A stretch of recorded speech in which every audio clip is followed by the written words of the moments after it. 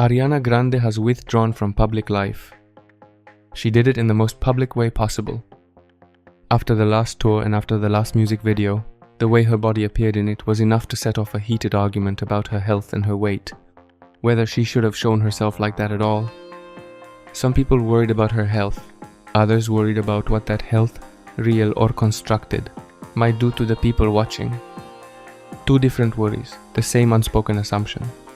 That either side actually knows something neither of them can know. Who owns your image? And do you owe your audience anything at all? Our image belongs to us, and we're responsible for how we appear, not for how we're perceived. The distinction matters, because any message, a body included, leaves the hands of whoever produced it the moment it's released.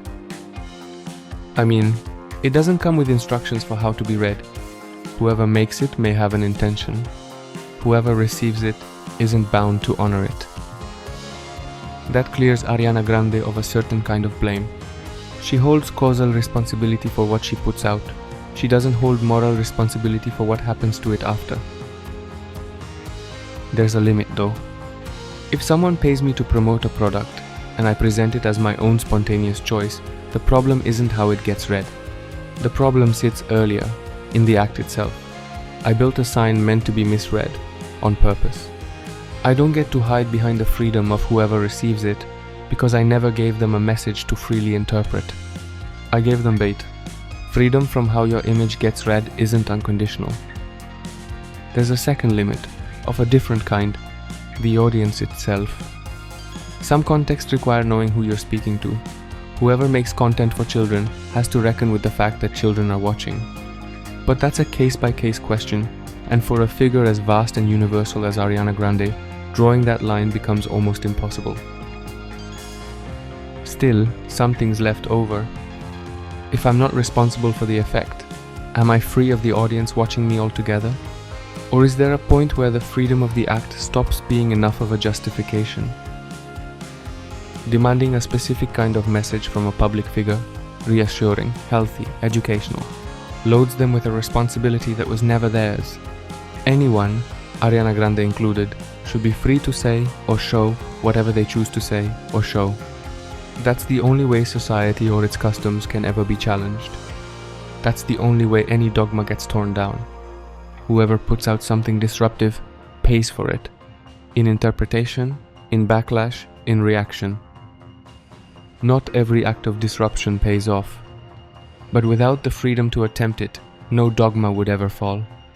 It's part of the game of communication, and no one gets to sit it out. But paying for it assumes the one reacting is actually reacting to her, is it? In Ariana Grande's case, the big mistake is that people believe her. They think they know her. They feel entitled to worry about her health, to pass judgment on her choices, as if those choices were made in front of them, for them.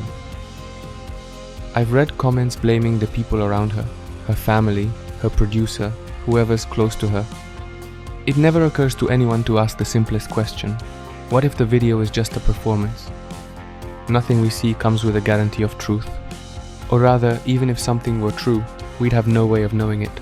None of us know Ariana Grande, none of you know me. That doesn't mean real suffering doesn't exist.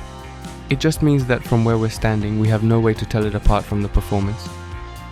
And that's exactly why worrying about her fate, believing we're entitled to judge or advise her, is no different from worrying about a character in a movie. Because, to us, fiction and reality send off the exact same signal. We have no tool to separate them, only the belief that we know her. That belief has a name: parasocial attachment. A bond that feels real, aimed at someone who doesn't even know we exist.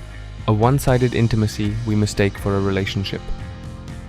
And it's a bond someone, somewhere, has every interest in cultivating. The closer we feel to a person, the more willing we are to listen to them, to trust them, to drop the guard we'd normally keep up against anyone trying to sell us something. Tearing down the mask on this performance, remembering that none of it was ever ours to begin with, might be the only real way out.